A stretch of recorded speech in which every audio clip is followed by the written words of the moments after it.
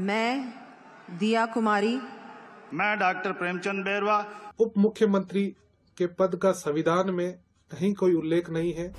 15 दिसंबर को राजस्थान की नई सरकार के मुख्य किरदारों ने पद और गोपनीयता की शपथ ली, जिसमें डिप्टी सीएम दिया कुमारी और डिप्टी सीएम प्रेमचंद बैरवा भी शामिल रहे। राजस्थान के दोनों डिप्टी सीएम ने उसी दिन सचिवालय जाकर कुर्सी भी संभाल ली, लेकिन 2 दिन बीते नहीं कि न केवल राजस्थान के दोनों डिप्टी सीएम दिया कुमारी और बैरवा पर संकट आन पड़ी, बल्कि डिप्टी सीएम की कुर्सी ही खतरे में पड़ती नजर आ रही है, क्योंकि राजस्थान के दोनों डिप्टी सीएम दिया कुमारी और प्रेमचंद बैरवा की नियुक्ति को चुनौती दी गई है। मामला हाई कोर्ट तक पहुंच चुका है।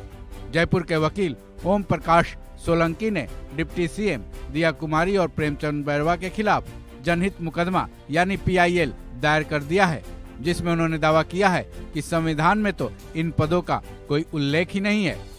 मेरे द्वारा राजस्थान उच्च न्यायालय जयपुर पीठ में जनहित याचिका प्रस्तुत करके राजस्थान सरकार में उप मुख्यमंत्री पद पर नियुक्त किए गए दिया कुमारी जी एवं प्रेमचंद बैरवा जी के उप मुख्यमंत्री पद को चुनौती दी गई है, क्योंकि उप मुख्यमंत्री के पद का संविधान में कहीं कोई उल्लेख नहीं है। केवल मात्र राजनीतिक पद है जो कि असंवैधानिक है। PIL डालने वाले वकील के इस दावे को समझने के लिए संवैधानिक प्रावधानों में जाना होगा, क्योंकि संविधान में उप प्रधानमंत्री के पद का भी कोई प्रावधान नहीं है। हालांकि राजनीतिक रूप से देश को उप प्रधानमंत्री मिले हैं, उसी की तर्ज पर राज्यों में भी डिप्टी सीएम के पदों पर नियुक्तियां होती रही हैं। किसी भी राज्य का डिप्टी सीएम बनना कोई नई बात नहीं है। कई राज्यों में अभी भी डिप्टी सीएम के पद पर राजनेता कार्यरत हैं, लेकिन जयपुर के वकील ओम प्रकाश सोलंकी की इस PIL ने न केवल एक नई बहस को हवा दे दी है, बल्कि डिप्टी सीएम पद तक को खतरे में डाल दिया है।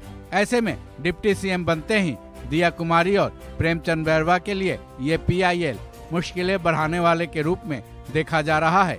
हालांकि जब ये मामला अब हाई कोर्ट तक पहुंच चुका है, तब अब शायद कानून के रास्ते राजस्थान के दोनों डिप्टी सीएम का फ्यूचर तय हो, क्योंकि अदालती कार्रवाई के तहत ही अब इस पर फैसला होगा।